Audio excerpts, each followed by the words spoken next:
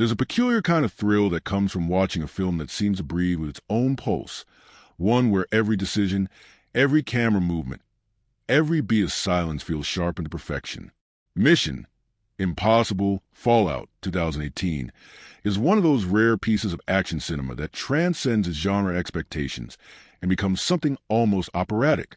I remember the first time I saw it, that quiet hum before the opening credits, the weight of inevitability in Ethan Hunt's eyes, and the terrifying knowledge that no matter how hard he tries, saving the world will always cost him something personal.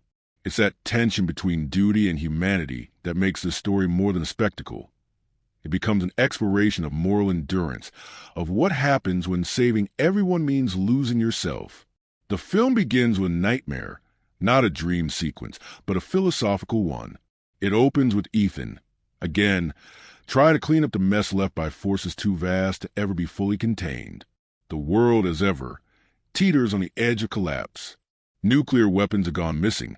A familiar rogue group lurks in the shadows, and Ethan finds himself once again standing at the intersection of chaos and responsibility. Yet, what struck me most wasn't the explosions or the stunts.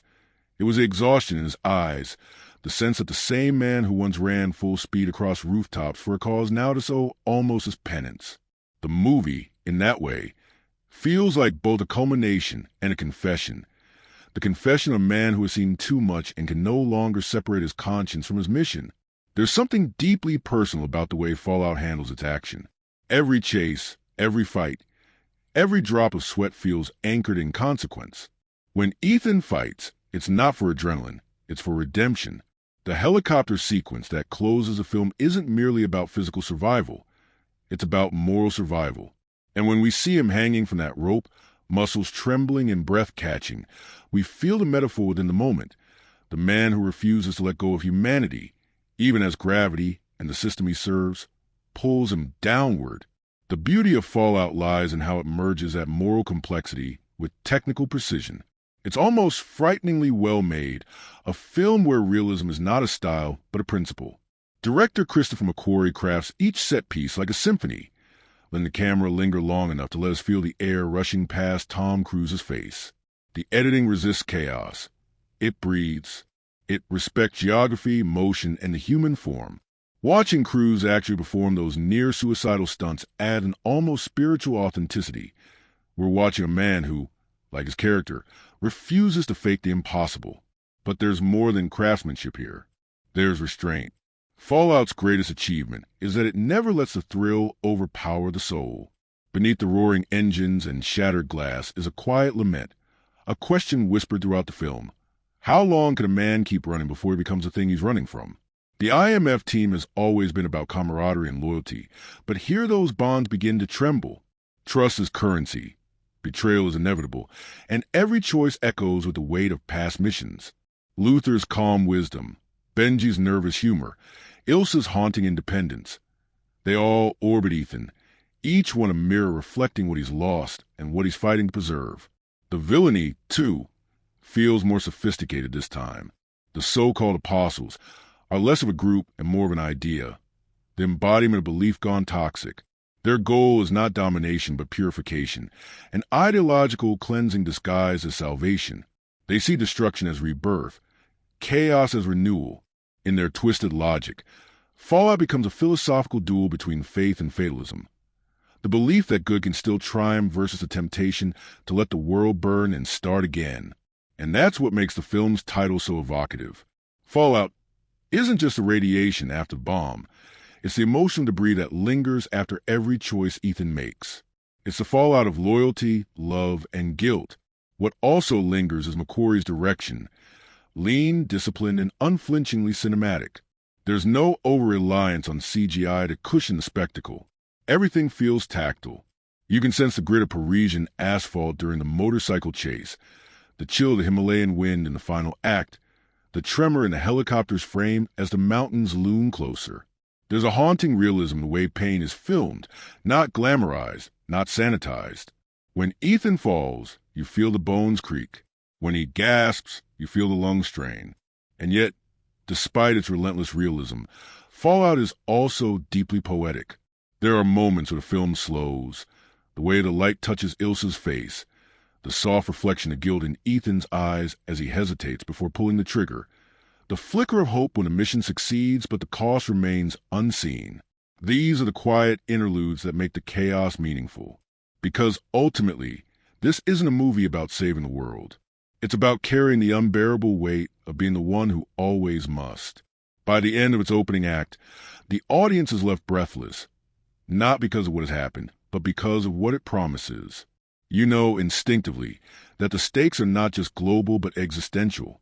The film builds a kind of cinematic contract with its viewer. It will demand your trust, your emotional investment, and it will reward you not just with spectacle, but with reflection.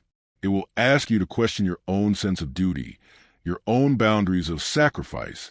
Fallout is a rare action film that understands endurance, physical, moral, and emotional, as art. It is less about who wins and more about who endures, who holds on despite knowing the world will keep breaking. Watching Ethan Hunt chase, fall, rise, and chase again becomes an allegory for persistence itself. The human refusal to surrender meaning in a world that keeps eroding it. And as the first act closes, you realize something quietly profound, that what you're watching is not just an action sequence, but meditation on burden, trust, and faith in a crumbling system. The explosions are just punctuation marks in a much deeper sentence. And at its heart, Fallout is a film about the limits of endurance, of how long a man can keep doing the impossible before the mission consumes him completely. The first half unfolds like a slow tightening of a noose, quiet at first, then suddenly relentless. It begins with Ethan waking to another impossible order, a mission brief that once again carries away to the world. 3 stolen plutonium cores. A terrorist network known as the Apostles. A threat to humanity that only a small, fraying team can stop. But right from the opening minutes, something feels heavier than before. Ethan doesn't just read the message. He seems haunted by it. He looks older, not in years, but in consequence. When the mission self-destructs, you feel that he almost wishes it wouldn't. The early operation in Berlin sets the tone.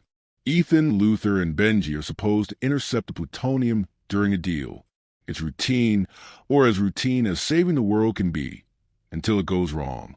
Ethan chooses to save Luther when the deal turns sour, letting the plutonium fall into enemy hands.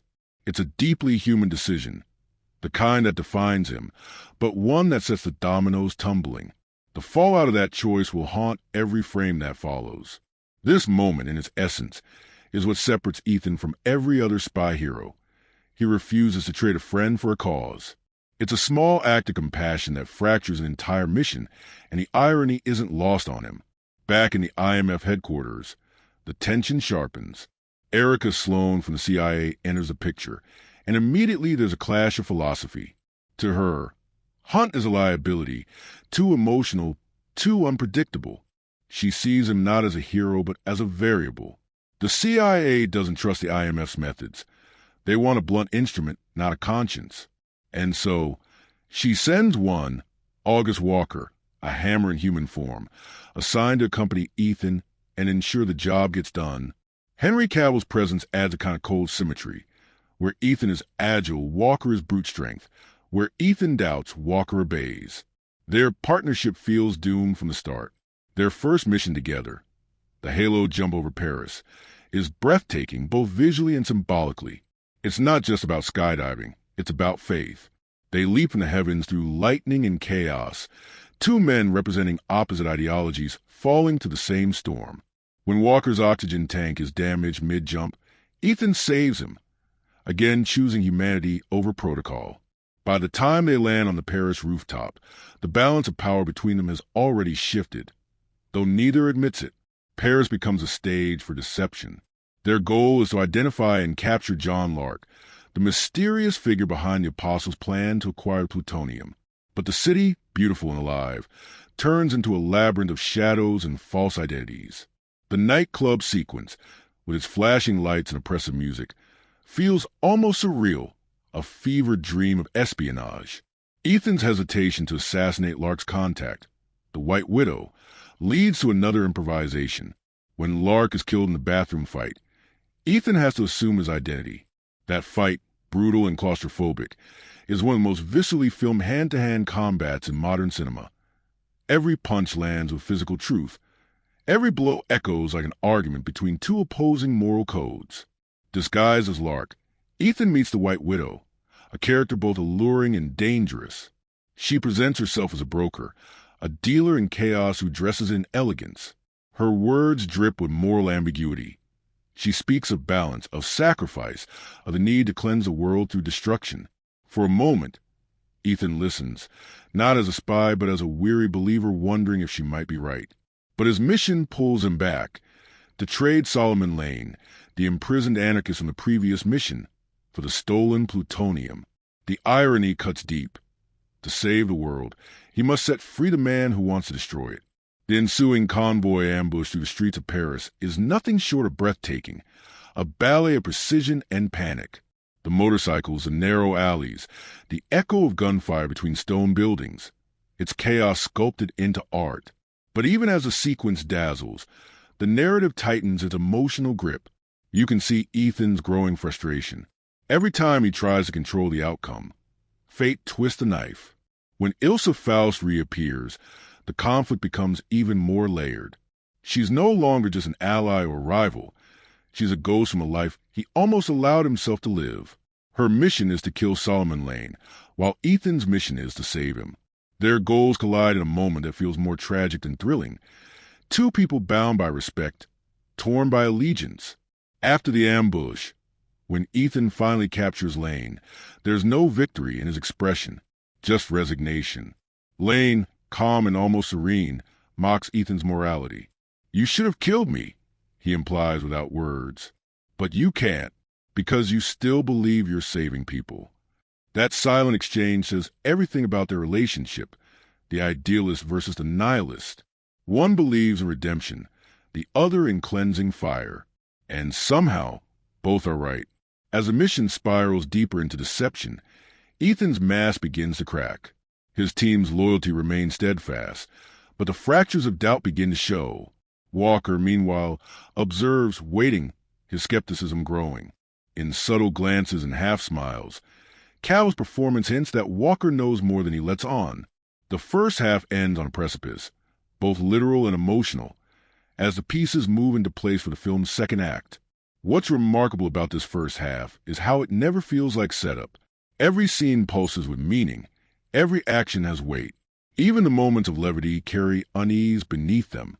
You feel the story's heartbeat accelerating. The sense that this mission is different, not just in scale, but in what it demands of its characters. McQuarrie doesn't just build tension through plot. He builds it through moral friction. Each decision becomes a confession. Each close call becomes a test of belief. By the time the team regroups after the chaos in Paris, the world feels smaller, darker, and more fragile. Ethan has saved lives, but at what cost? The plutonium is still missing. Solomon Lane is free, and the line between hero and villain has never looked thinner. And somewhere, lurking behind his polite charm, August Walker smiles faintly, a predator waiting for the perfect moment to strike. The second half begins with the air of inevitability, that haunting sense that all of Ethan's careful maneuvers are leading him straight into the trap he's trying to avoid. What's remarkable is that the audience feels it before he does. The IMF team, worn but determined, now carries the weight of a world that seems perpetually on the brink of destruction. And somewhere in that quiet tension, we see the first true fracture, not between Ethan and his enemies, but between his ideals and the reality surrounding him. It begins with a mission debrief, where suspicions start to bloom like bruises. Walker's charm starts to crack, revealing hints of duplicity that only Ethan seems to sense. The CIA still views the IMF as a liability, and when their attempt to coordinate with Sloan's operatives goes catastrophically wrong, the mask comes off. The revelation hits like a thunderclap. Walker is John Lark, the mysterious architect of the Apostles' plan. His betrayal isn't just political, it's personal. It's the embodiment of every warning Ethan has ever ignored, every blind faith he's ever clung to. Cavill's calm arrogance in this moment feels chilling, as though he's been waiting for Ethan to catch up all along. What follows is chaos masquerading as control. Walker manipulates Sloan, frames Ethan as a traitor, and forces a desperate chase through London. This sequence, the rooftops, the glass, the relentless sprint, is pure visual poetry. Cruz's physical performance becomes a narrative itself. His movement tells a story.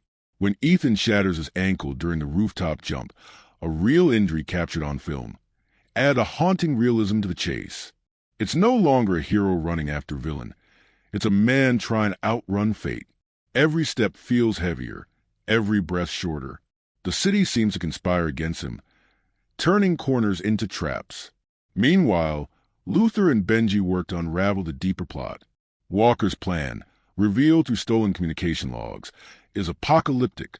2 nuclear bombs are to be detonated at a medical camp near the Himalayas, poison the water supply for 1/3 of the world's population, a necessary sacrifice, as Walker calls it, to force humanity's rebirth. The logic is terrifying because it's coherent. It's the twisted reflection of Ethan's own faith in sacrifice, turned inside out. The same moral calculus. Save the many, lose the few, but stripped of compassion.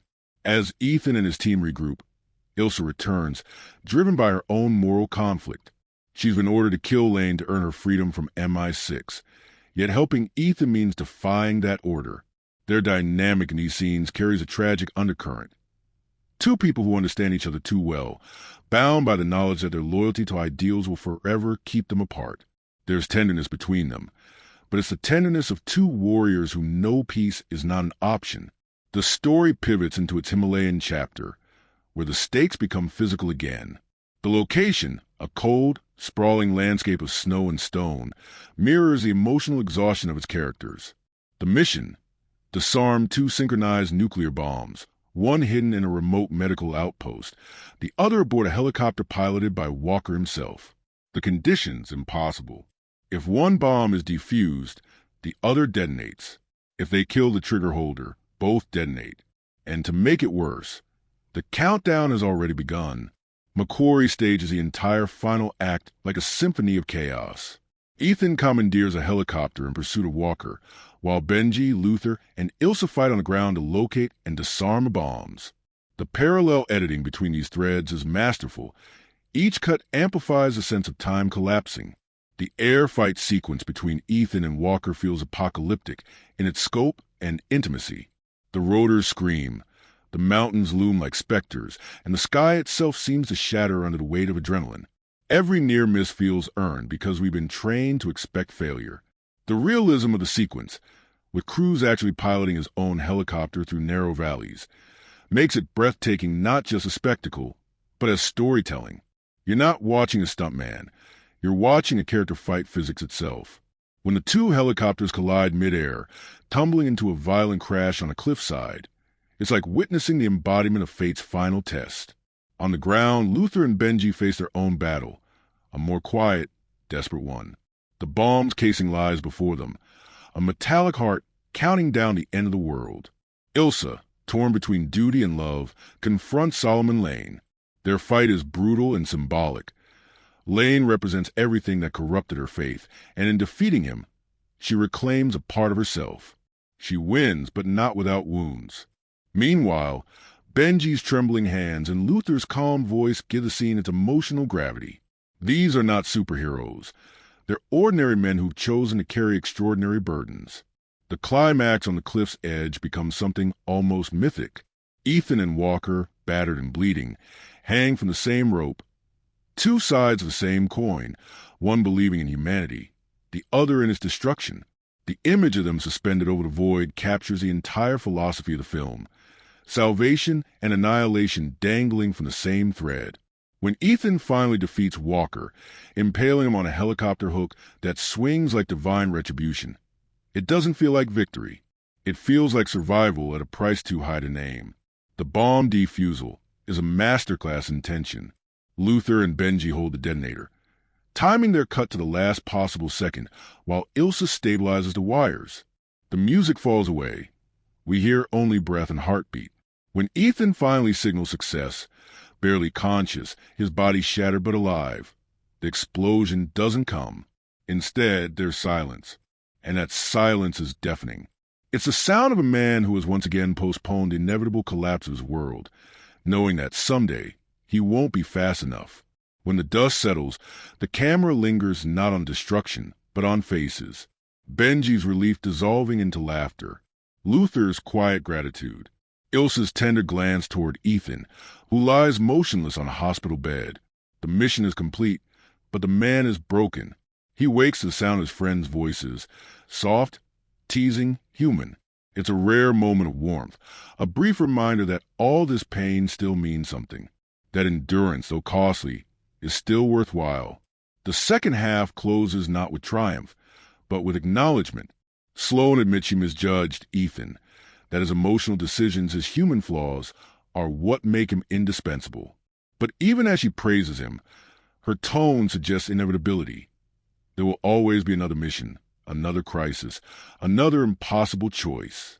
The camera lingers on Ethan's eyes, weary, grateful, resolute, and as the film fades into its quiet final note, we're left with a haunting understanding that the mission never really ends.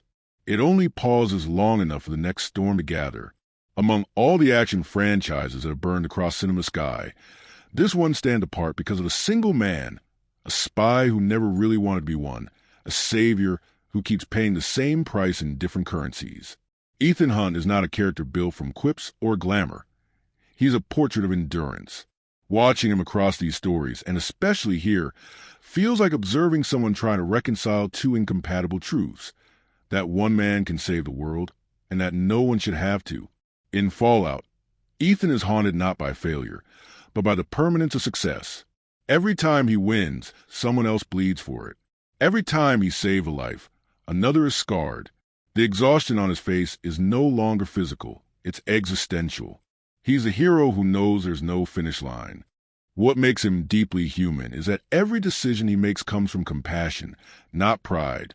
The moment in Berlin when he saves Luther instead of securing plutonium is the thesis of his character. He refuses to trade a friend to greater good, and the film punishes him for it.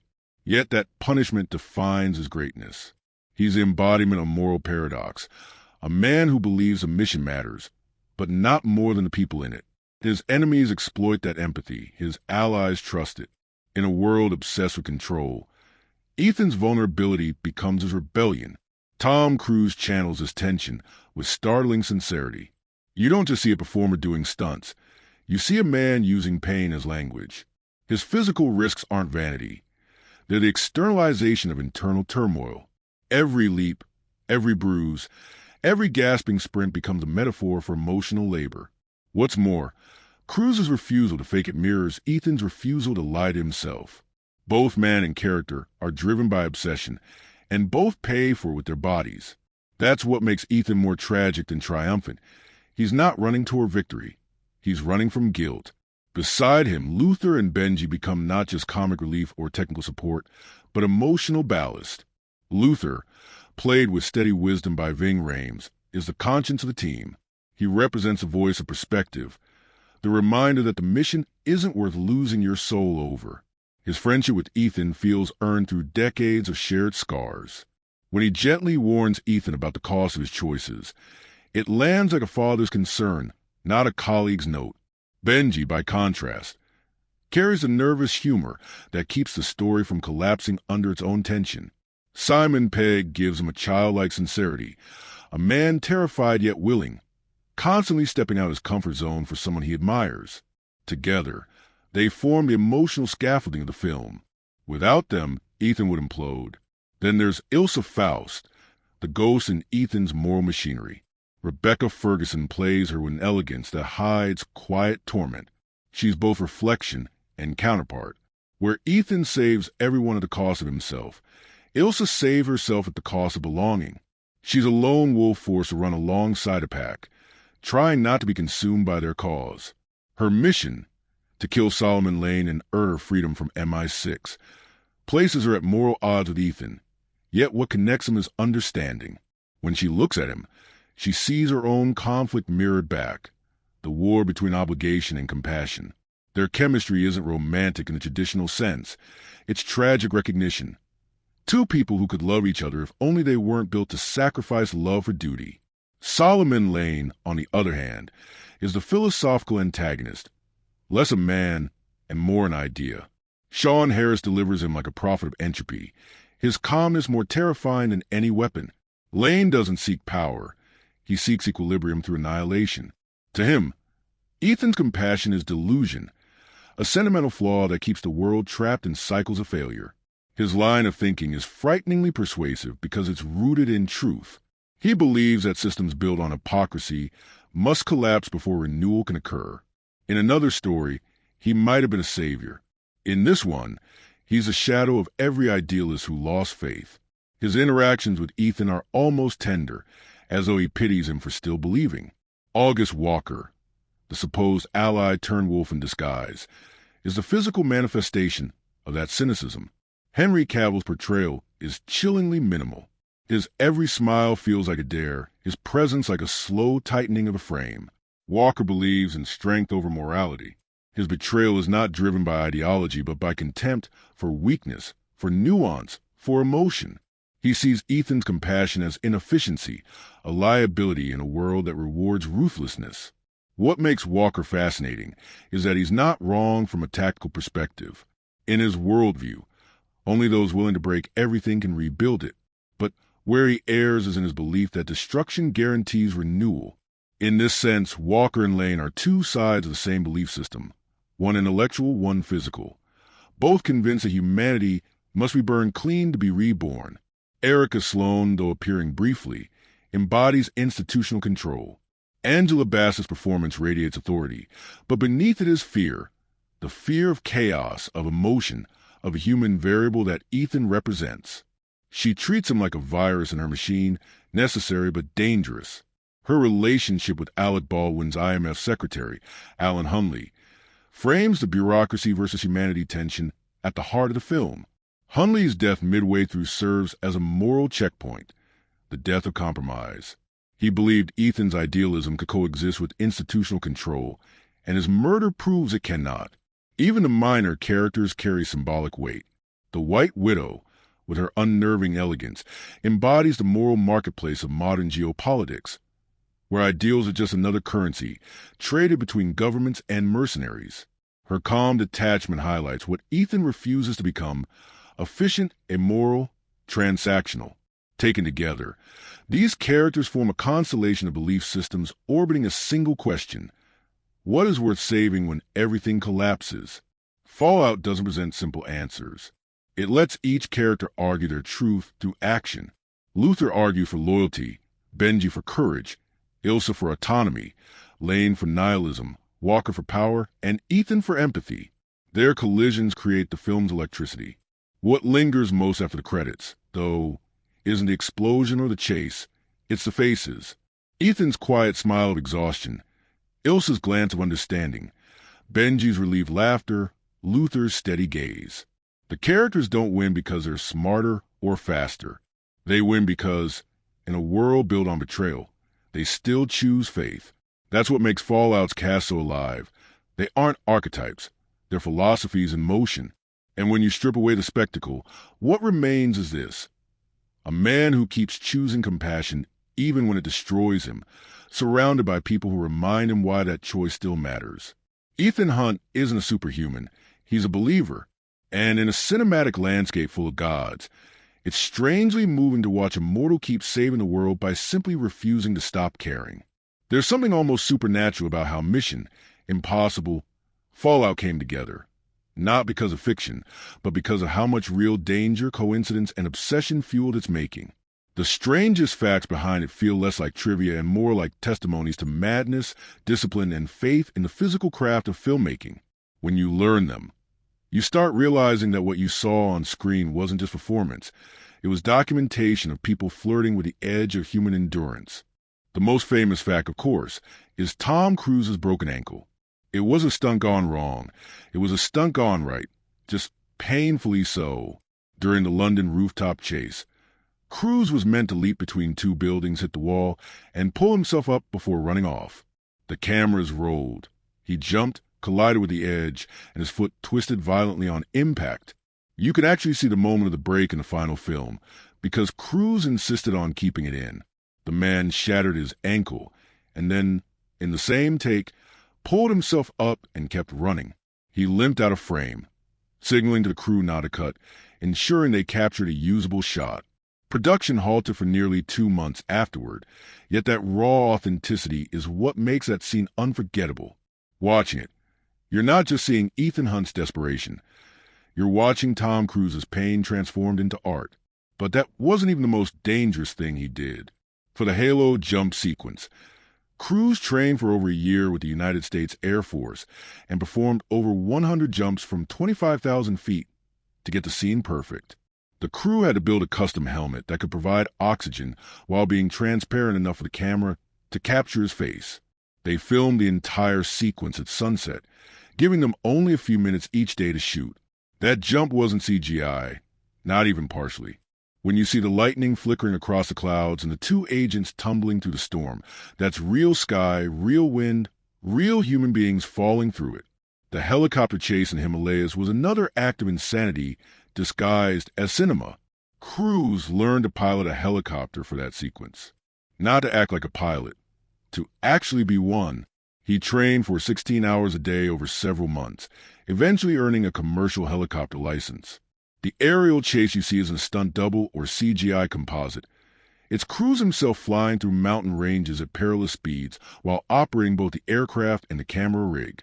At one point, he had to perform a corkscrew dive, a maneuver that even seasoned pilots call suicidal. He rehearsed it dozens of times until he could pull it off safely while still maintaining cinematic framing. What makes it stranger still is how the production insurance nearly collapsed because no company wanted to cover an actor flying solo through cliffs for real. There's also the matter of Henry Cavill's infamous mustache. During reshoots for Justice League, Paramount refused to allow Cavill to shave the mustache he had grown for Fallout. The studio even offered to digitally recreate it later, but McQuarrie stood firm. That mustache, oddly enough, became a symbol of creative control. It caused one of the most publicized post-production controversies in Hollywood, leading to Superman's awkwardly edited upper lip in Justice League. Yet, that same mustache gave Cavill's Walker a primal, wolfish presence that fit perfectly with his character's brutal aesthetic. The bathroom fight scene, easily one of the most talked-about sequences in modern action cinema, was filmed over 4 weeks in a tiny set constructed inside Leaves' Den Studios. Cruise, Cavill, and stunt performer Leon Young rehearsed it so extensively that they ended up rewriting parts of the choreography mid-shoot to accommodate real bruises and broken tiles. One of the fight's strangest behind-the-scenes moments came when Cavill reloaded his arms, the gesture where he cocks his fists like guns. That move wasn't scripted. Cavill simply did it instinctively during a take, and McQuarrie decided to keep it. It became iconic, a spontaneous gesture that turned into a global meme. Even smaller details have remarkable stories. The Paris chase scenes required shutting down massive sections of the city for weeks, something the French government rarely allows.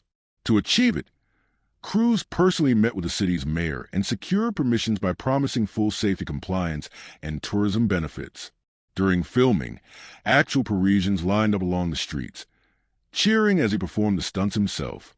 He crashed real police motorcycles, drove against traffic, and repeatedly scraped against barriers, all while operating without green screens.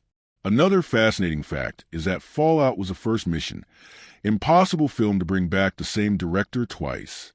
Christopher McQuarrie had directed Rogue Nation before it, but Fallout became his magnum opus because he used that familiarity to push boundaries further.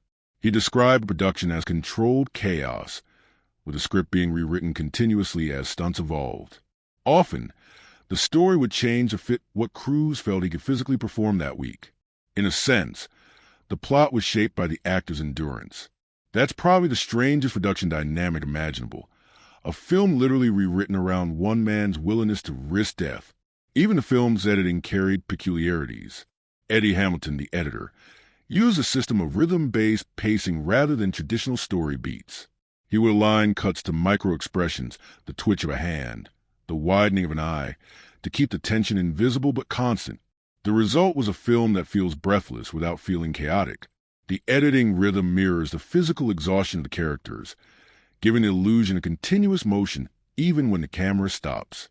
McQuarrie also employed unusual cinematographic techniques. For example, during close combat scenes, he avoided the modern shaky cam trend and instead used steady, almost classical framing. The reason, he said, was to honor the audience's intelligence, to let them feel the geography and timing of the violence. The Paris chase sequence was shot with a new generation of stabilization rigs that allowed the camera to glide through narrow alleys without distortion. The camera wasn't just observing action, it was participating in it. Even the score has strange, deliberate touches. Composer Lorne Balfe built the entire soundtrack around a deconstructed version of Lalo Schifrin's original Mission Impossible theme. He layered deep percussion and Gregorian chants to evoke a sense of religious desperation. If you listen closely during the helicopter chase, you can hear fragments of the original 1960s melody, slowed and distorted, like a heartbeat echoing through metal. Balfe said he wanted the music to feel like faith collapsing into chaos. One little-known production quirk involved Cruise's oxygen mask for the Halo scene.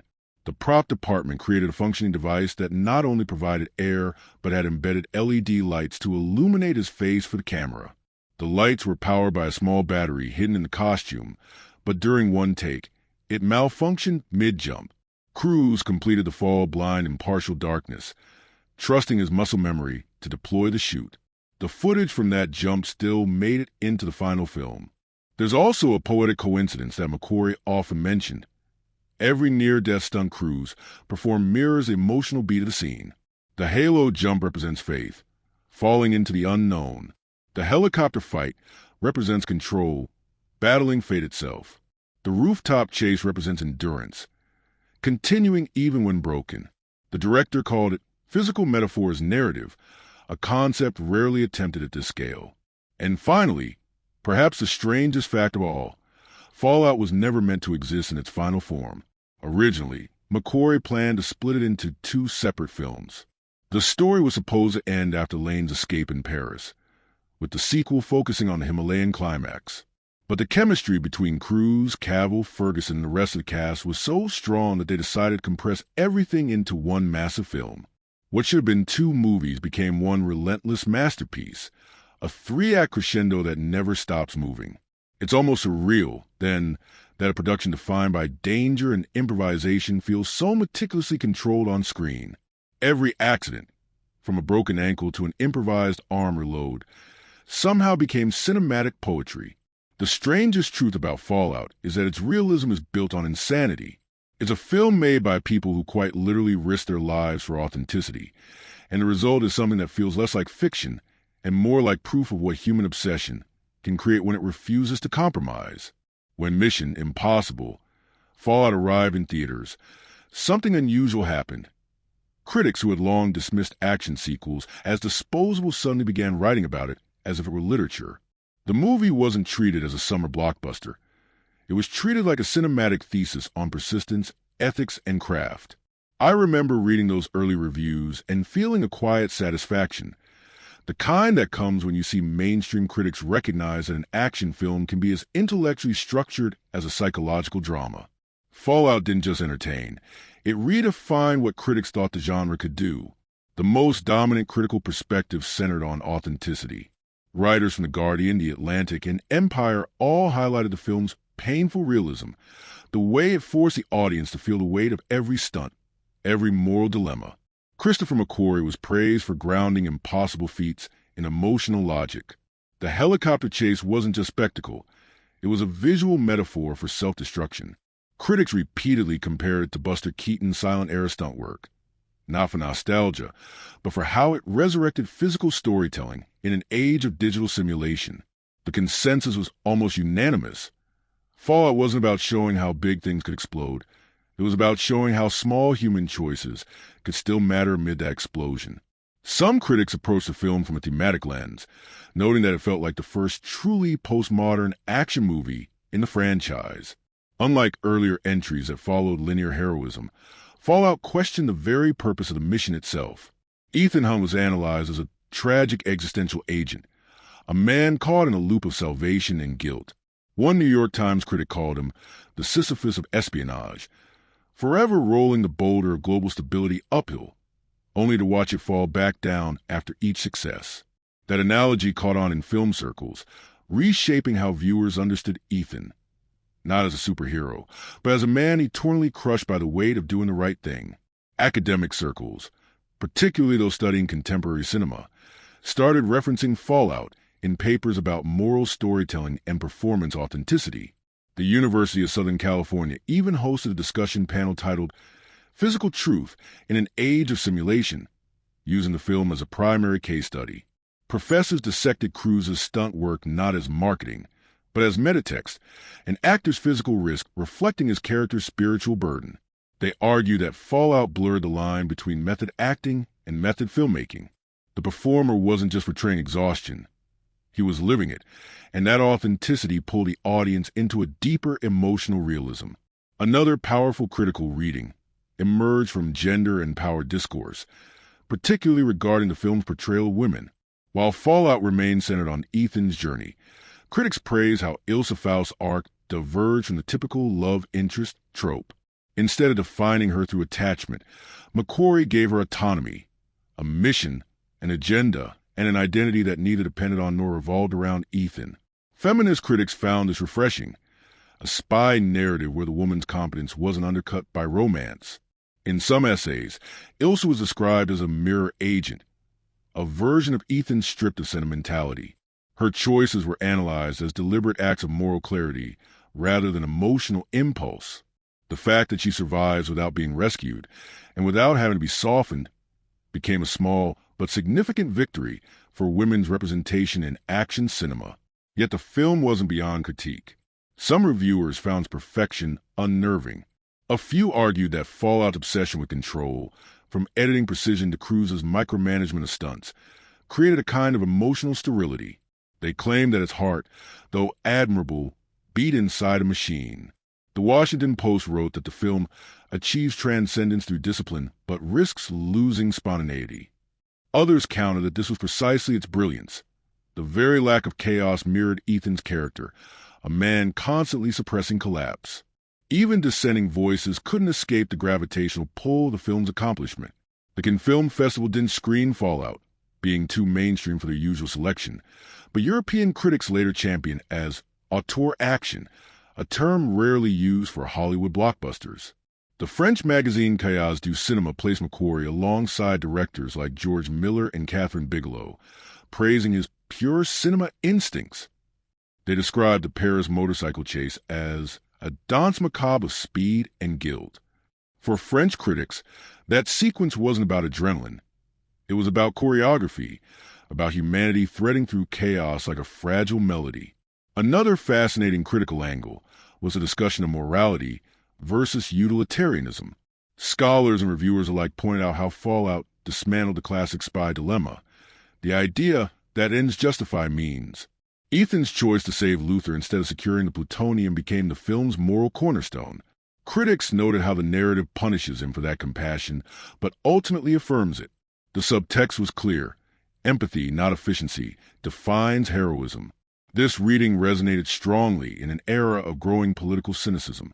Fallout's moral stance, that goodness is worth the cost, even when it fails, felt almost rebellious in its sincerity.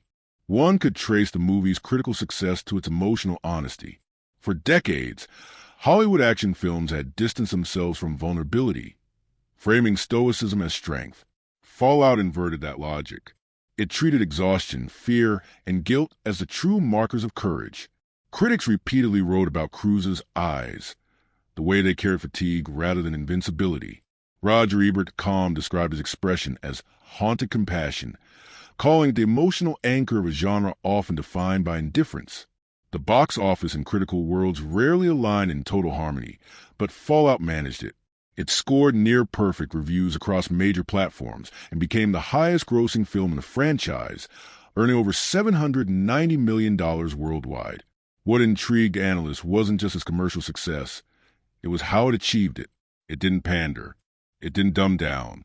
It didn't rely on franchise fatigue or nostalgia. It earned audience trust through craftsmanship and sincerity. Viewers could feel that it was real, the danger, the stakes, the sweat. And in an era of endless CGI spectacles, reality became revolutionary. Film theorists also placed Fallout in conversation with other cinematic events of the decade, comparing it to George Miller's Mad Max, Fury Road, 2015, and Alfonso Cuarón's Gravity, 2013. All three were seen as modern testaments to practical filmmaking, each reviving physical storytelling in their own genres. Fallout's restraint, its refusal to use digital trickery, became a statement of faith in tangible cinema. It was a rebellion against simulation, and critics embraced it as a work of cinematic integrity. One of the more peculiar events surrounding the film's critical run was a sudden shift in Tom Cruise's public image. For years, tabloids had defined him by eccentricity, but Fallout reframed him as a symbol of dedication.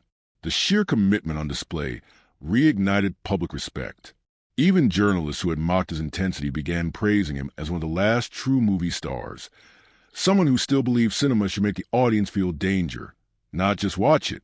In retrospect, Fallout became a cultural benchmark, the film that reminded critics and audiences alike that commercial cinema can still possess soul.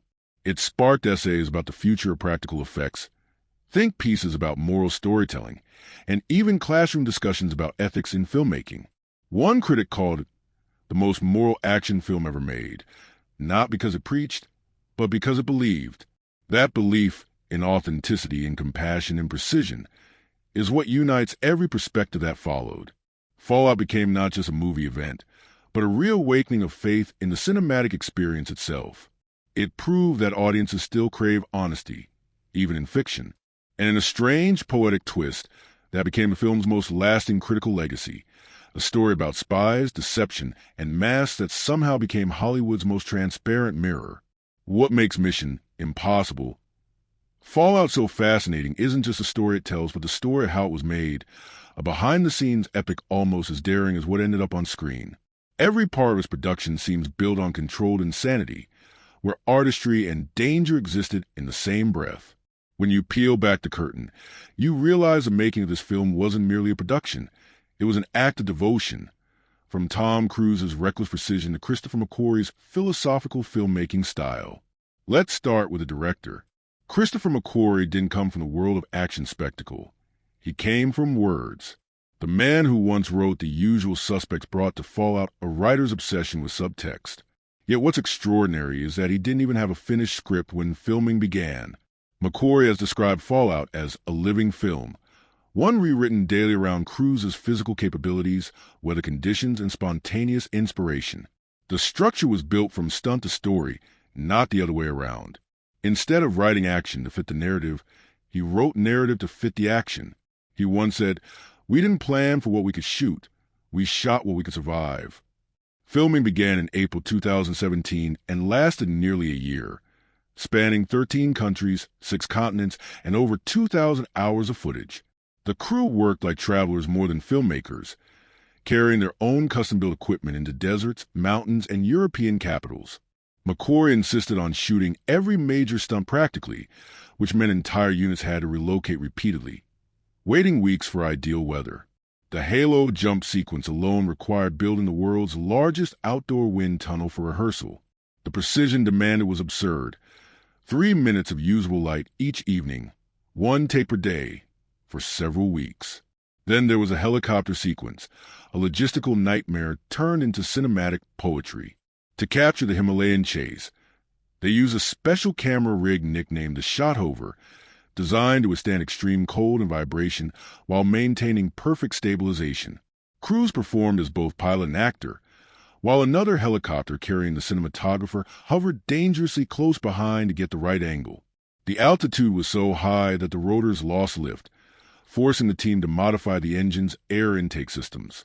The flight path itself was a death sentence if misjudged by even 10 meters.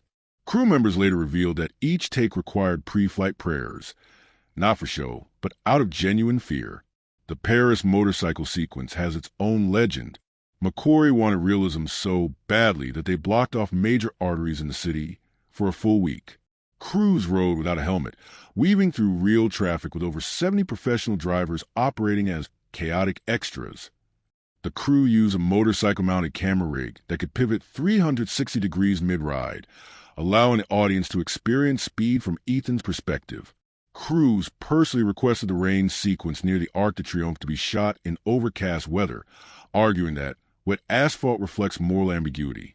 It sounds pretentious on paper, but on screen it's stunning. Production delays became part of the myth.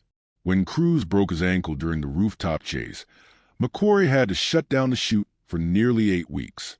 Rather than waste time, he used that period to re-edit existing footage, re-storyboard the third act, and rewrite dialogue. By the time Cruise returned, limping slightly, the injury had deepened his physical portrayal.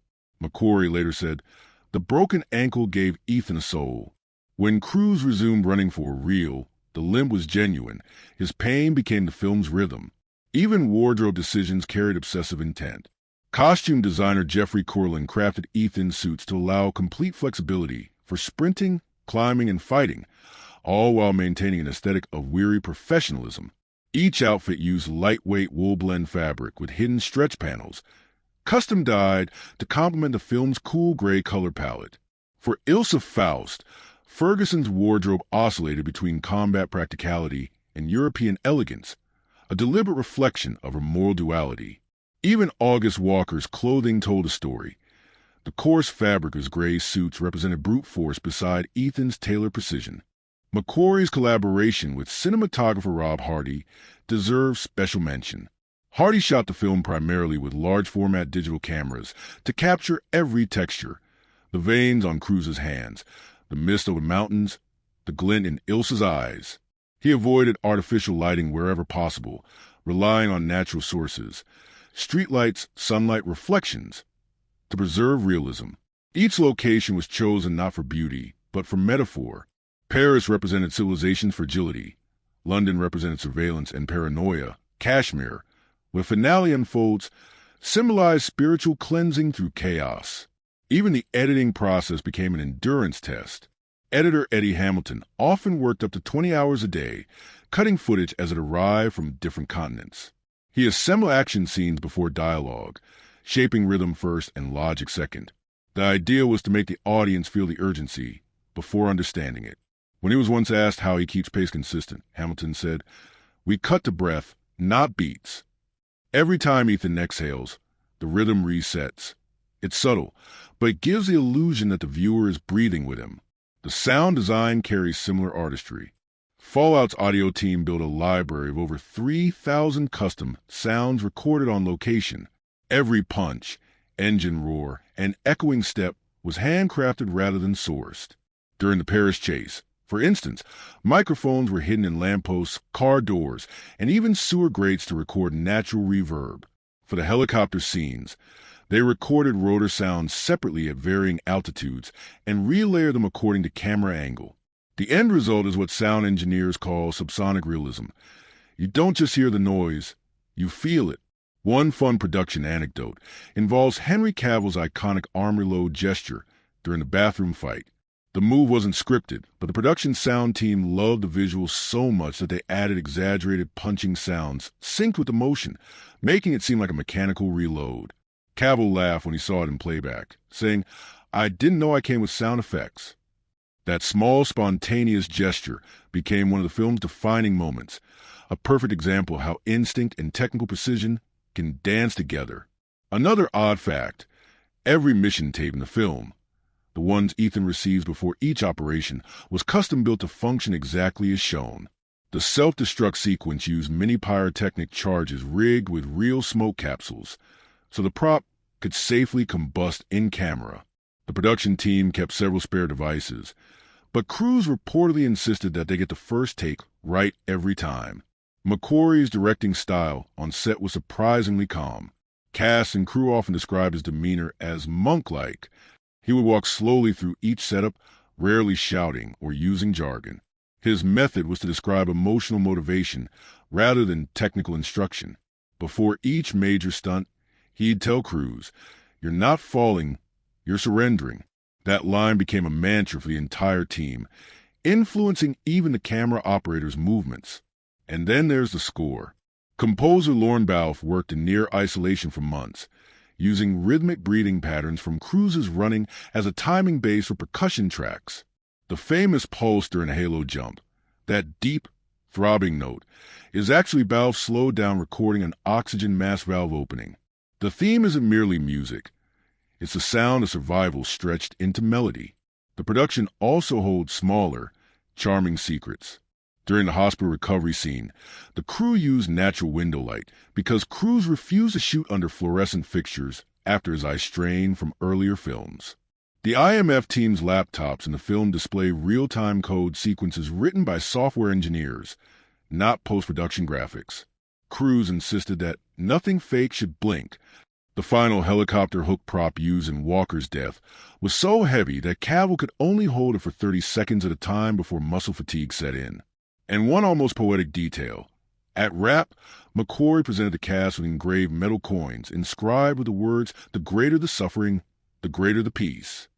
It was the film's unofficial motto, a line that appears in dialogue but also served as the production's guiding philosophy.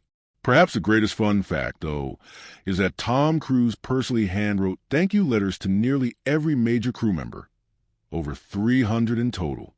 He signed each one, sometimes including behind-the-scenes photographs or tiny notes referencing specific scenes. People still talk about that gesture as proof of his dedication. For all his intensity, he remains old school, believing that filmmaking is a sacred collaboration, not a hierarchy. By the time Fallout wrapped, the cast and crew had spent almost 18 months together, more time than some franchises take between sequels. What emerged from that crucible was not just a blockbuster, but a collective act of endurance. Every frame carries a fingerprint of risk, trust, and craftsmanship. And perhaps that's why, when you rewatch Fallout, it still feels alive, because the people who made it never faked a single heartbeat.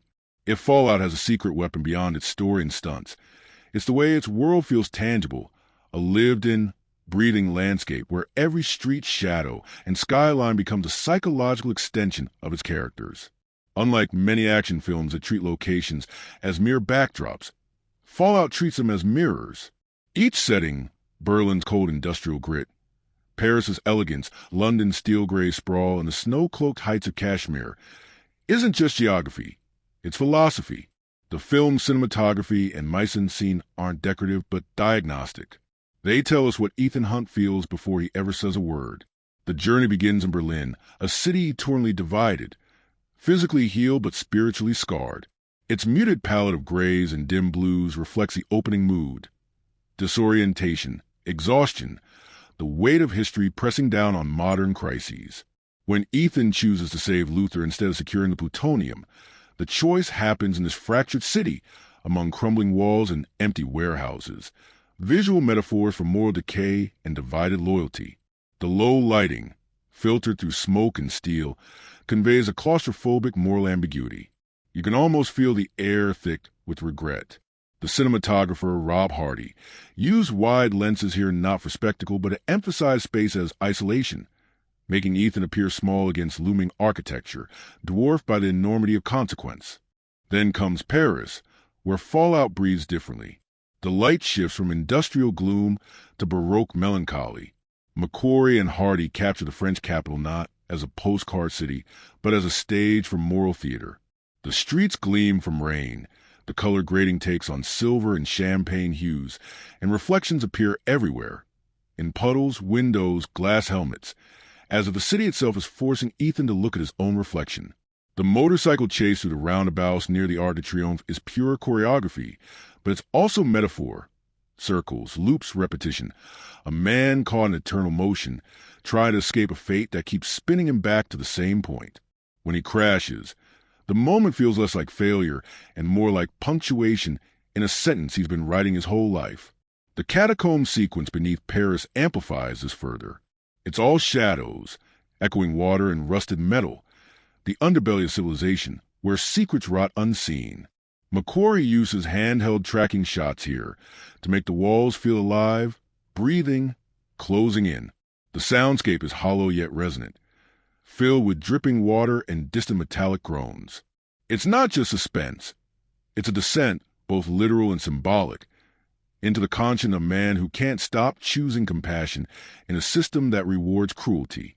When the story shifts to London, the tone hardens. The color palette cools to slate and steel, and the skyline becomes a symbol of surveillance. Everywhere Ethan runs, he's watched, not by villains, but by institutions. London here represents modern control, a city that looks clean on the surface, but hums with anxiety underneath. The rooftops, glass corridors, and towering cranes create a sense of vertical imprisonment. Everything rising upward, yet closing in.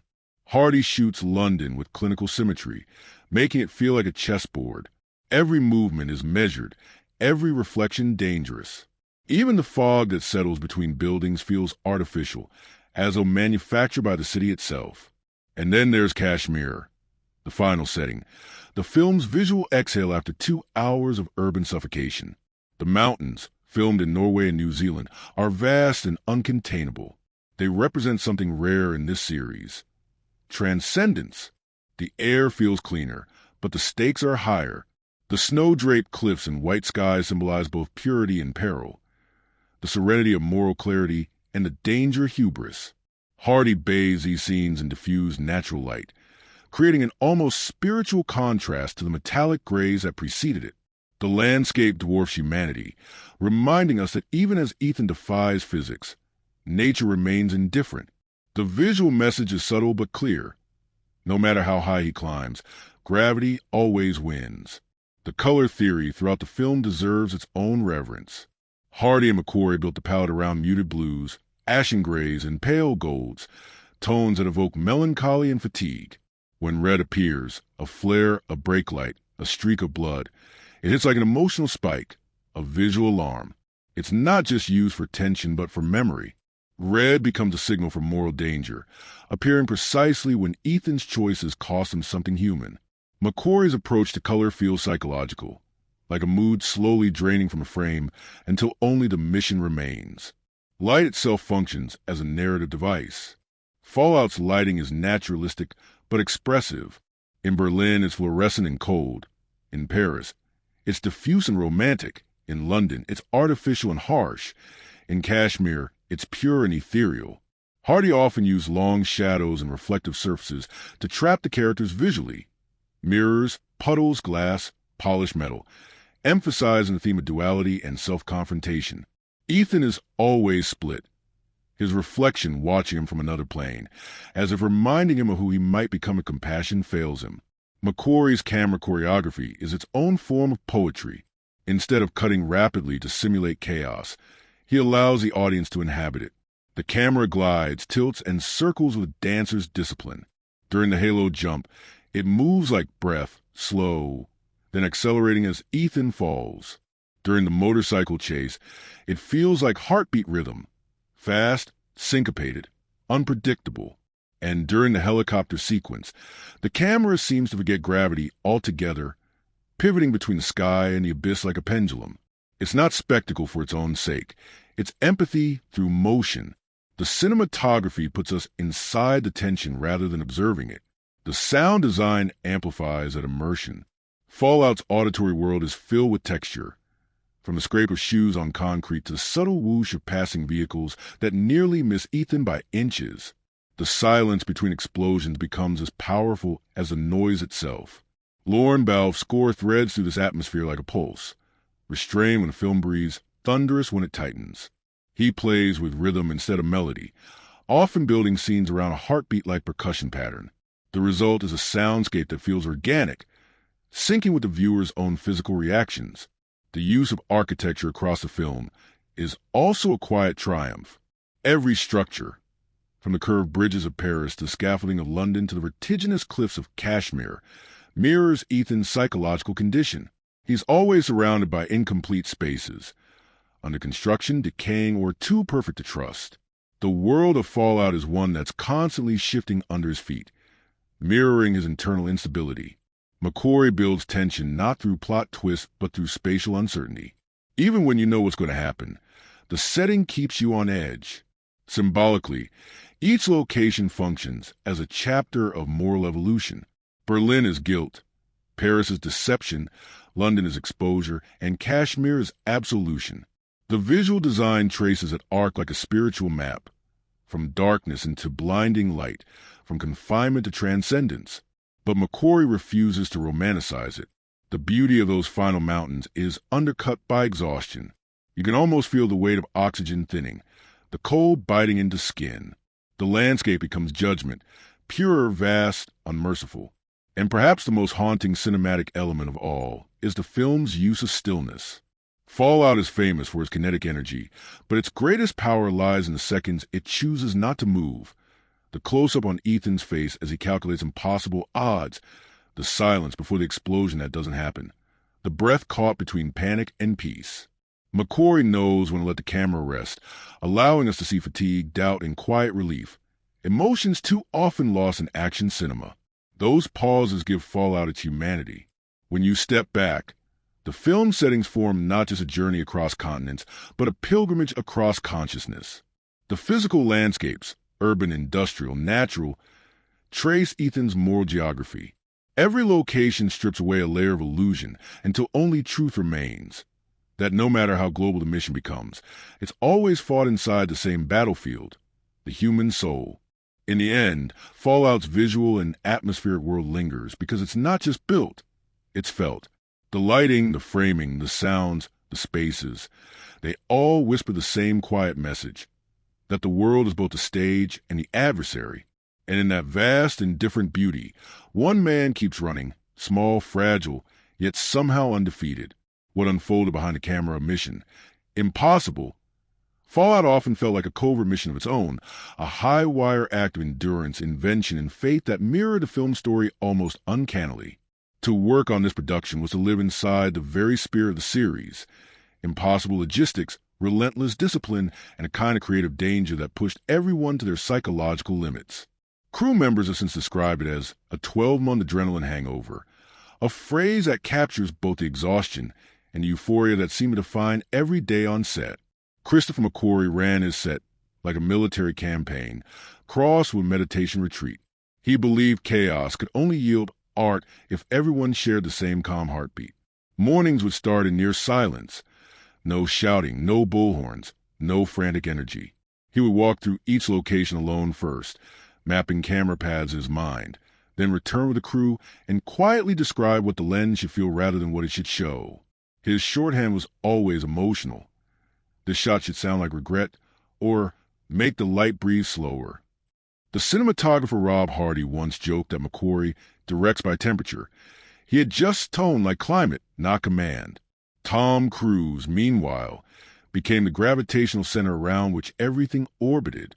His preparation bordered on ascetic ritual. Each morning he would arrive before dawn, rehearse sequences with the stunt team, then personally brief camera operators, so that they knew precisely how his movements would sync with theirs. There were no doubles for him, which meant no safety nets for anyone else. The insurance protocols were rewritten specifically for him. Production could continue only if every life-risking maneuver had a mathematically calculated margin of survival, something Cruise helped compute himself after studying flight physics and wind shear equations. Crew members still talk about the eerie quiet that would descend seconds before each take, the moment when Cruise would close his eyes, inhale once, and step off whatever height he happened to be standing on. The halo jump training became almost mythic. Over months, Cruise and his stunt coordinator, Alan Hewitt, practiced inside a specially built pressure chamber that simulated 25,000-foot altitudes. They worked until Cruise could free fall with military precision, while keeping his face angled toward a lens the size of a grapefruit mounted on another skydiver's helmet. One of the camera operators later admitted that he occasionally forgot to deploy his own chute because he was mesmerized by the view of Cruise cutting through clouds. Those skydivers develop hand signal languages midair, tiny gestures meaning bank left, light hit, or oxygen low. None of it shows on screen, yet every second of that choreography was life or death communication. McQuarrie's philosophy of rewriting while shooting led to a strange paradox. No one ever had a complete script. Actors received dialogue pages each morning, sometimes handwritten. Rebecca Ferguson recalled that she'd learned entire emotional arcs over breakfast. It was terrifying, she said later, but it forced truth. There was no acting, only reacting. Henry Cavill described it differently. It felt like jazz. You know the key, but you don't know the melody until you play. The improvisational energy bled into performances. Lines were trimmed to breaths. Pauses became punctuation. One of the film's quiet miracles was its coordination of stunt and emotional continuity. Because production often jumped between continents out of sequence, McQuarrie relied on an internal map of Ethan Hunt's exhaustion levels. He would tell Cruise, "You're at 40% strength here," or "You've just lost everything here. Don't run like you still have air." This system allowed the editor, Eddie Hamilton, to stitch together scenes shot months apart without losing psychological rhythm. It's why the film never feels episodic despite its global sprawl. The fatigue accumulates consistently, like a slow-building symphony of weariness. Crew morale depended on ritual. Every Friday evening, the team would screen dailies together. Footage projected onto makeshift sheets in whatever warehouse or hangar they were using that week. The rule was no talking during playback, only applause afterward. These sessions became therapy. Laughter at miscues, gasps at successful takes, and sometimes stunned silence when crew survived something he shouldn't have. McQuarrie often ended those nights by thanking each department by name, a habit that kept exhaustion from hardening into resentment. One of the most intimate behind-the-scenes moments happened in Norway during the helicopter shoot. The crew camped near a frozen lake, accessible only by air. Every morning they fly gear across glaciers at sunrise, landing on uneven ice that cracked underfoot. Local pilots nicknamed the production the Mad Angels. One day, after finishing a particularly dangerous maneuver, crews landed, climbed out, and hugged every crew member in sight. 30 people in bulky jackets, breath steaming in the cold. Someone filmed it quietly on a phone. That footage circulated among staff as a reminder that they were part of something historic, not merely lucrative. There were lighter moments, too. During the Paris chase, a stray tourist wandered onto a closed street and waved at the camera mid-take. Instead of cutting, McQuarrie kept rolling, later erasing the bystander digitally but preserving the flow of that perfect run. On another day, Cavill's mustache became the subject of endless jokes. Crew members printed fake ones and stuck them to walkie-talkies labeled top secret. It broke the tension of days that routinely ran 16 hours. Safety meetings, however, remained sacred. No matter how informal the mood, every stunt was preceded by a ritual McQuarrie called the circle. Everyone involved, from camera assistants to lighting grips, stood shoulder to shoulder while the coordinator described the risks aloud. The rule was that anyone, at any level, could call off a take if they felt unsafe. The system was never abused, and that mutual trust gave production its strange calm amid danger. When Cruz shattered his ankle, the crew's collective morale dipped. Filming paused, yet instead of dispersing, many stayed on salary to assist with re-edits and technical tests. Ferguson visited Cruz daily, reading scripts aloud so that pacing could be measured by his reactions. That period of forced stillness reshaped the film's tone. McQuarrie rewrote dialogue to include moments of vulnerability that mirrored Cruz's recovery. The line, "You can't fight the friction forever," was born during that hiatus, a nod to pain both physical and emotional.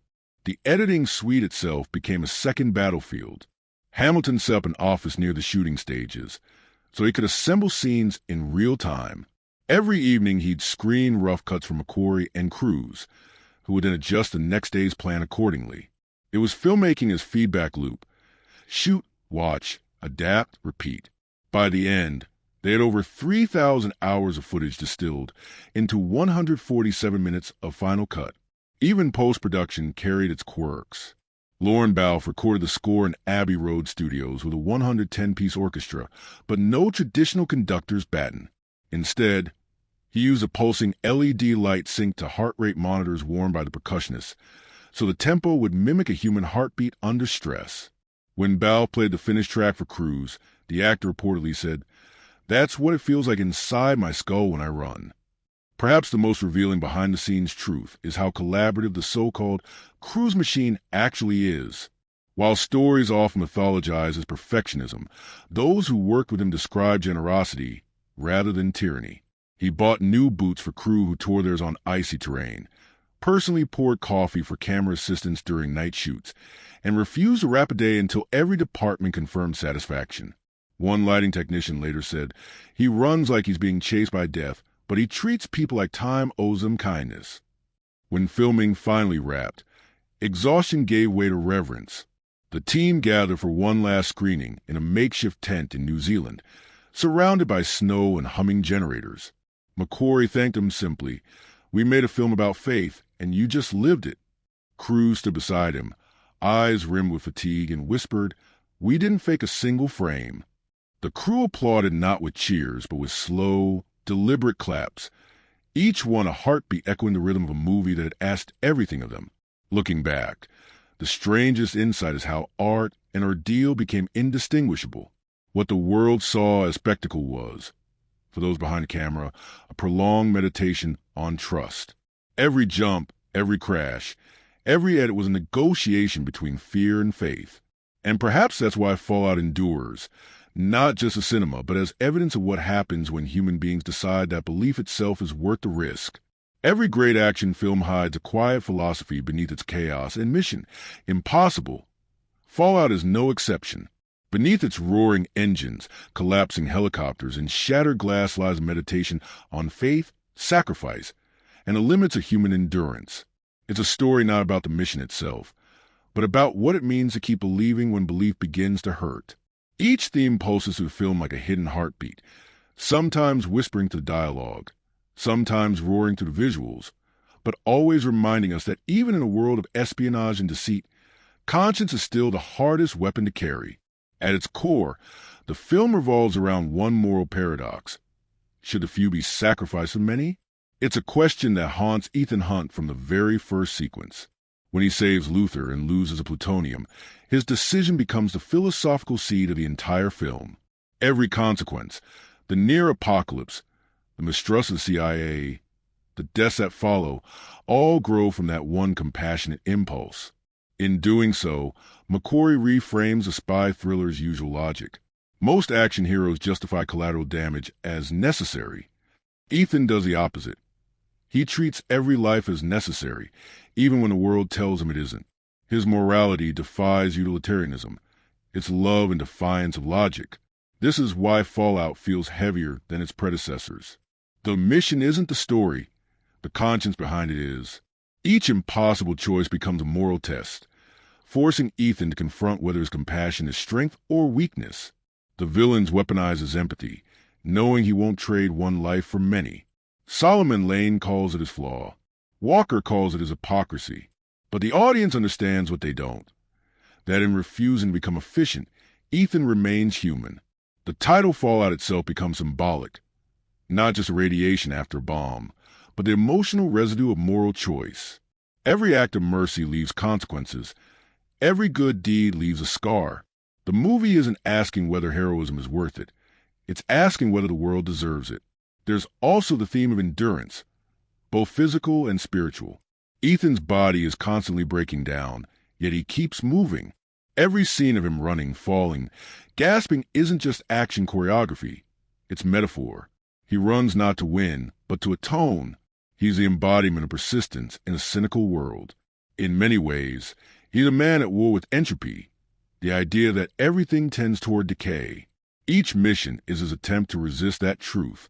Yet the beauty of Fallout is that it never glorifies its resistance. It shows its cost. Broken bones, sleepless eyes, an unending loneliness. The film quietly asks, what happens when endurance becomes addiction? When the act of saving becomes the only way to feel alive? Ethan's endurance isn't just bravery, it's penance. Trust is another thread that binds the story. The IMF is built on it. A team functioning not through hierarchy, but belief in each other's competence and loyalty. Against this, the CIA and the Apostles both represent systems of mistrust. Sloane's bureaucracy treats trust as weakness, while Walker's ideology sees it as delusion. The film becomes a study in how institutions kill faith. In a world of surveillance and manipulation, the only real rebellion is to still believe in someone. That's why the IMF's dynamic feels almost spiritual, a chosen family bound not by law but by empathy. Every time Ethan risks everything to save his team, it's a quiet rejection of modern cynicism. The duality between control and surrender runs through every frame. Walker's philosophy, that humanity must be purified through destruction, stems from obsession with control, to break the world so it can be rebuilt properly. Ethan, on the other hand, embraces chaos. His strength lies in improvisation, in surrendering to uncertainty. When he jumps from planes or crashes motorcycles, it's not recklessness, it's faith. Faith that instinct and trust will carry him through when plans fall apart. The movie's structure mirrors this tension. McQuarrie's camera captures perfect choreography only to let it collapse into unpredictable chaos seconds later. Control meets surrender, and both are necessary for survival. Religious symbolism runs quietly through the film. The apostle organization's name evokes biblical resonance. Disciples turn zealots. Faith transformed into fanaticism. Their creed that suffering brings peace mirrors corrupted theology. Lane becomes a prophet of nihilism, preaching salvation through annihilation. Against that, Ethan represents secular grace, salvation through compassion. The two men are like inverse messiahs. One kills for redemption, the other suffers for it. Even the visual language reinforces this duality. The recurring motif of light breaking through smoke, from the haloed jump clouds to the final dawn over the Himalayas, carries a near-spiritual weight. Every time Ethan emerges from shadow into light, the imagery whispers resurrection. The title Fallout carries multiple symbolic readings. On one level, it's the aftermath of past missions, the ghosts of Ethan's choices catching up to him. On another, it's emotional radiation, how even small decisions radiate consequences outward, poisoning or healing depending on intent. And finally, it's about collapse, the fallout of identity itself. Ethan's moral certainty crumbles as he realizes that his faith in people might doom them. Every explosion, every crash becomes a metaphor for moral implosion. Yet each time he survives, scarred but unbroken. The world falls apart, and he remains a constant, not because he's unchanging, but because he refuses to stop caring. Another subtle motif is mirrors and reflections, literal and symbolic. Nearly every major confrontation occurs near glass, water, or metal surfaces. The nightclub scene reflects multiple faces of deception. The bathroom fight occurs in a mirror chamber. London's glass towers double the world like illusions stacked atop reality. This constant self-reflection symbolizes the central identity crisis of espionage. Who am I when everything I do is a lie? Ethan's repeated donning and removal of masks becomes a metaphor for moral transparency. The only time he's truly himself is when the mask comes off, when he chooses compassion over protocol. The film's treatment of friendship is deeply existential. Luther, Benji, and Ilsa aren't side characters. They're extensions of Ethan's fractured psyche. Luther is his conscience, grounded, patient, quietly moral. Benji is his innocence, the reminder that idealism can survive fear. Ilsa is his mirror, the part of him that understands the cost of loneliness. Each represents a different kind of love, and together they make Ethan whole. When he risks his life for them, it's not loyalty, it's self-preservation. Without them, he ceases to exist. The team, symbolically, is Ethan's soul distributed among others. Even the film's pacing and structure reinforce its themes. Fallout moves like breath, inhalation planning, exhalation chaos, pause reflection, repeat. This rhythm mirrors meditation, suggesting that the entire narrative is an act of endurance through mindfulness. McQuarrie structures tension not as escalation, but as repetition. Cycles of faith tested, broken, and restored. It's the same loop Ethan lives in every mission. Destruction, guilt, redemption, again and again. Death and rebirth imagery saturate the film. Ethan dies metaphorically multiple times. The fall from the plane, the helicopter crash, the moment the countdown hits zero. Each time, he's resurrected through sheer will. The final mountain scene plays like ascension, both literal and symbolic. He rises from the wreckage bruised but alive, greeted by his team as if emerging from the grave. In that brief silence before the closing dialogue, the audience senses that we've witnessed not victory, but resurrection. Perhaps the most profound theme of all is faith. Not religious, but human faith. Fallout is about belief as resistance. In a cynical, algorithmic world where everything can be calculated, Ethan's decisions are irrational acts of hope. He believes that one act of mercy can outweigh 1,000 efficient cruelties. His mission isn't saving the world. It's saving the idea that the world can be saved. That belief, stubborn, painful, beautiful, is what defines him. By the end, the symbols converge. Light piercing smoke, reflection breaking glass, the mountain rising over the valley. These aren't just cinematic flourishes. They're emotional hieroglyphs. The film leaves us with a simple but haunting truth. that endurance is not about strength, but about faith in others when everything else has fallen apart. Fallout, in the end, isn't about what's destroyed. It's about what survives. And what survives here is compassion, bruised but breathing, running still. When people describe Mission Impossible Fallout, they often speak of it as a miracle of logistics and courage. But beneath that, it's also a masterclass in craft. Every frame feels deliberate, every cut measured, every sound and lens choice engineered to create the illusion of chaos while maintaining perfect control.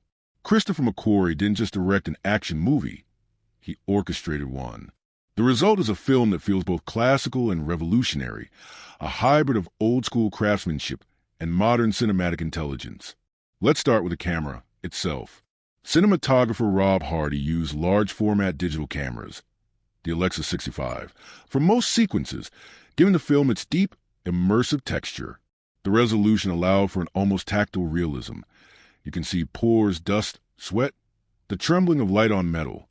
Hardy and McQuarrie shot with wide-angle lenses, even in close-ups, creating spatial depth that makes the audience feel inside the tension. Instead of compressing space like most action films, Fallout expands it, giving every chase, fall, and fight a sense of geography. When Ethan runs, you feel the distance. When he falls, you sense the height. It's realism turned into sensory design. McQuarrie's directing philosophy was radical in its restraint. Unlike most modern action directors who rely on fast cuts to simulate intensity, he allowed motion to unfold in long, unbroken takes. The camera dances with the performer instead of chasing him. During the Paris motorcycle chase, for instance, shots last several seconds longer than industry norm. Just enough time for your nerves to register genuine danger. That's why your pulse doesn't spike artificially. It syncs to Ethan's. McQuarrie once said he wanted the audience to earn the heartbeat, and you can feel that discipline in every movement of the lens. The editing by Eddie Hamilton is almost invisible in its precision. He built rhythm around breath rather than beats. You'll notice that the camera cuts only after Ethan exhales or lands a punch, never mid-action. That subtle timing keeps viewers physiologically synchronized with the character. It's not just visual clarity, it's biological empathy. The editing also relies on spatial coherence. No matter how complex the action, you always know where everyone is. It's the opposite of disorientation, a kind of cinematic honesty that respects the viewer's intelligence. Sound design, too, is elevated to emotional storytelling. Fallout doesn't overwhelm with volume. It seduces with silence. When Ethan jumps from a plane, the world falls mute for half a second, a breath before the storm. When he's dangling from the helicopter, the roar of rotors blends with Lorne Balfe's pulsing score, blurring the line between diegetic and musical sound. The sonic texture becomes psychological, every thud, scrape, and gasp tuned to mirror emotional stakes. Sound mixers even incorporated low-frequency heartbeat tones during moments of decision, creating subconscious tension. You don't hear them clearly, but your body reacts anyway. Balfe's score is a triumph of thematic integration. Instead of reusing Lalo Schifrin's classic Mission Impossible motif verbatim, he deconstructed it, slowing, distorting, and layering it with Gregorian-style chants and pounding percussion. The result feels ancient and modern at once, a spiritual rhythm that reflects the film's moral weight. During the Halo jump, Balfe introduces an almost liturgical tone, blending electronic pulse with orchestral dread. During the Paris chase, percussion takes over entirely, matching Ethan's heart rate beat for beat.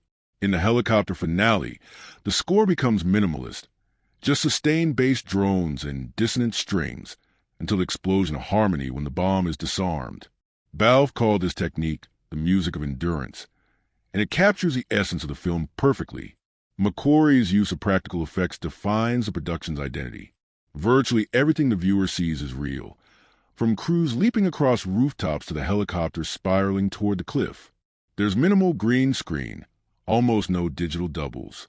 Even the lighting is largely natural or sourced from practical fixtures like street lamps, headlights, and reflections. That decision grounds a film in a visual truthfulness rare in modern blockbusters. The realism isn't aesthetic, it's moral. It tells the audience, this happened. That honesty enhances empathy, making every scrape of metal and gasp of air feel earned. The film's color grading also reinforces its thematic spine. Hardy and colorist Asa she'll develop a palette anchored in subdued blues and gray metallic tones, reflecting exhaustion and moral weight. Skin tones stay natural but slightly desaturated, creating a world that feels drained by fatigue. As the story moves toward the Himalayas, light softens into pale whites and amber golds, a visual metaphor for redemption through suffering. The shift is subtle but powerful. By the time the final helicopter crash erupts under that cold mountain light, the imagery feels both violent and purifying. Camera placement carries symbolic intention. McQuarrie often shoots Ethan from below during moments of hesitation, framing him against vast skies or ceilings, emphasizing the weight above him. When he makes decisions, the camera levels to eye height, suggesting clarity and moral agency. Conversely, Walker is usually filmed from a slightly higher angle, subtly diminishing him within the frame.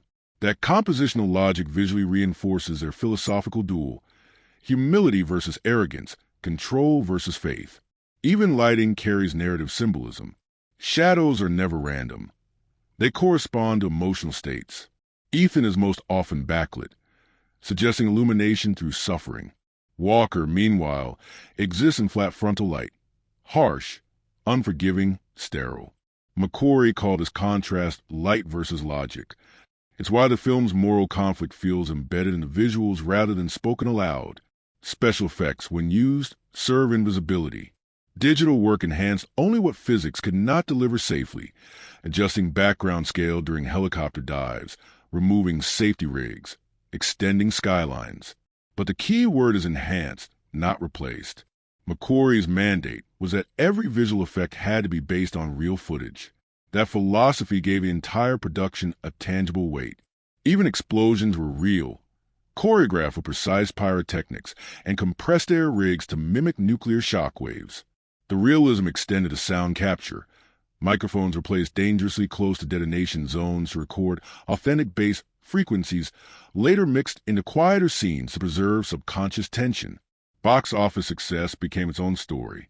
With a production budget of approximately $178 million, Fallout grossed nearly $791 million worldwide, becoming the highest-grossing entry in the franchise and one of the most profitable action films of the decade. It performed especially well in markets like the UK, China, and South Korea, where audiences responded strongly to its authenticity. Analysts noted that unlike other franchises relying on brand nostalgia mission, Impossible had grown through craftsmanship. Word of mouth drove its long theatrical legs. People went not just for spectacle, but for credibility. They wanted to feel something real. Critically, the film achieved near-universal acclaim. Review aggregators averaged it at 97%, a rare feat for a sixth installment. It was listed in multiple Best Films of 2018 compilations, including those by Time, Empire, and Rolling Stone. Awards followed. Critics' Choice nods, Saturn Awards for Best Action Film, and technical recognition for stunts, editing, and sound. Yet, what mattered more than trophies was a consensus that it had elevated its genre. Critics compared its precision to that of Mad Max, Fury Road, and The Dark Knight, films that transcended expectation through sheer craft. One fascinating aspect of its box office trajectory was its demographic reach. Fallout attracted both older cinephiles drawn by craftsmanship and younger audiences lured by authenticity on TikTok and YouTube, where behind-the-scenes stunt clips went viral. Cruise's near-mythic image as a real-life daredevil became the marketing campaign's emotional core. Paramount's advertising slogan, "See it, feel it, believe it," perfectly summarized the film's aesthetic philosophy. Beyond financial triumph, the film's technical integrity reshaped how Hollywood approached realism. Studios began greenlighting more practically driven productions. Even franchises notorious for heavy CGI began marketing real stunts as a creative badge. In that sense, Fallout didn't just succeed commercially. It shifted the cinematic climate. Ultimately, what makes its filmmaking so powerful is coherence. Every technical choice, from lens to cut, from lighting hue to sound frequency, supports the story's emotional truth. It's a film built not around technology, but around belief that cinema, at its highest level, can still make you forget you're watching actors. You don't remember the edits or the camera or even the score. You remember the feeling of falling, of breath catching, pulse racing, and hope holding. That's not technique anymore. That's transcendence. And so, when the box office numbers rolled in and critics called it the best action movie of the century, what they were really acknowledging was something deeper. That Fallout proved precision can have soul and spectacle can still speak in whispers. It's not a movie that shouts about its craft. It breathes it. What truly anchored mission? Impossible. Fallout was not just its physical intensity, but the people who inhabited that world, the actors who lent their humanity to impossible circumstances. Their commitment went far beyond performance. It was participation in an ordeal, a test of spirit and stamina. You can sense in their interviews, in their laughter about danger, in the fatigue behind their smiles. Together, they created a cast dynamic that felt less like a blockbuster ensemble and more like a fellowship that had survived something sacred. Tom Cruise remains the undeniable core, but what emerged during Fallout's press circuit was how much the rest of the team understood his philosophy. In one behind-the-scenes conversation, Cruise said softly, "We're not pretending to risk it. We're actually risking it." He wasn't boasting. He was explaining the faith behind his method. For him, cinema is not illusion but endurance recorded. During interviews, he constantly redirected praise toward his crew, often saying, "If I'm running, they're the ones keeping me alive."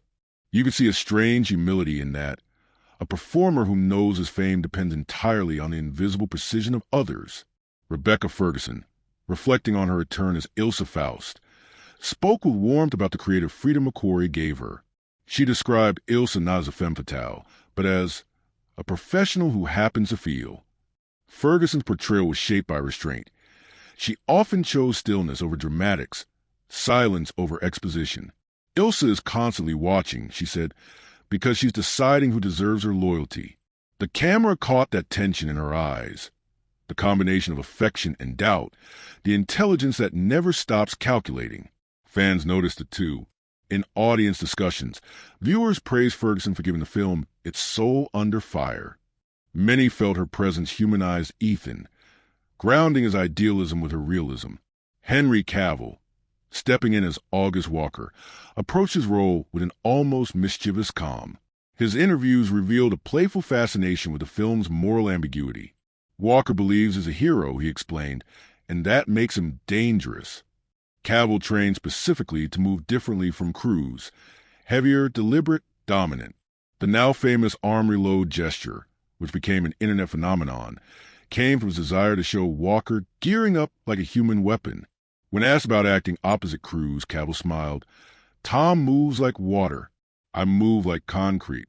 That's the difference between belief and brute force."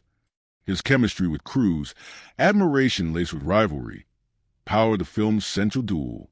Audiences loved it because it felt authentic, a clash of philosophies embodied in muscle and movement. Ving Rhames, as Luther Stickle, carried the quiet dignity that has anchored the series since the beginning. In press conversations, he said that Luther is the audience's conscience, the man reminding Ethan what's human. Rhames' warmth in real life mirrors his on-screen gravitas. During interviews, he often paused to praise his younger co-stars, joking that everybody else is running, I do the thinking. Yet his presence adds a moral weight that makes those impossible missions believable. Fans cherish Luther because he's constant, the calm in a storm of adrenaline. Simon Pegg's portrayal of Benji Dunn remains the franchise's emotional balance between humor and fear. Off camera, Pegg described the film's tone as less about gadgets, more about gut. His natural comedic timing lightened the narrative without breaking it, but what stood out most in Fallout was Benji's courage. Pegg said he wanted to show what it's like for the ordinary man in the extraordinary world. That relatability resonated strongly with audiences. Many viewers describe Benji as the heart of the IMF, the one who reacts like we would have dropped into Ethan's madness. Sean Harris returned to Solomon Lane with haunting restraint. During interviews, he said very little, much like his character, but what he did say revealed insight. Lane isn't evil, he's disappointed in humanity. His whispering delivery was a deliberate choice to force audiences to lean in. McQuarrie called him the quiet apocalypse, and it fits. Lane's calm stillness amid chaos makes him the embodiment of ideology turned inward. Viewers often commented on how unnerving he was, describing him as the philosopher terrorist, a villain you almost agree with before he terrifies you again. Angela Bassett brought elegance and menace to Erica Sloan, head of the CIA. In interviews, she joked that her character wears power like perfume. She and McQuarrie collaborated on creating a tone of control, every word perfectly measured, every movement calculated. Critics praise her performance for grounding the film's bureaucratic side in emotional intelligence. Audiences, especially women, noted that Sloane's authority didn't rely on masculinity or seduction. It was rooted in competence and composure.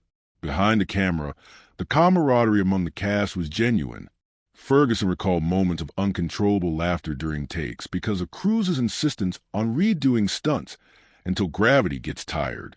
Pegg shared how Cruise personally checked his harness before every danger scene. Cavill admitted that he initially found Cruise's perfectionism intimidating, but soon realized it was protective. He just wants you alive in the shot.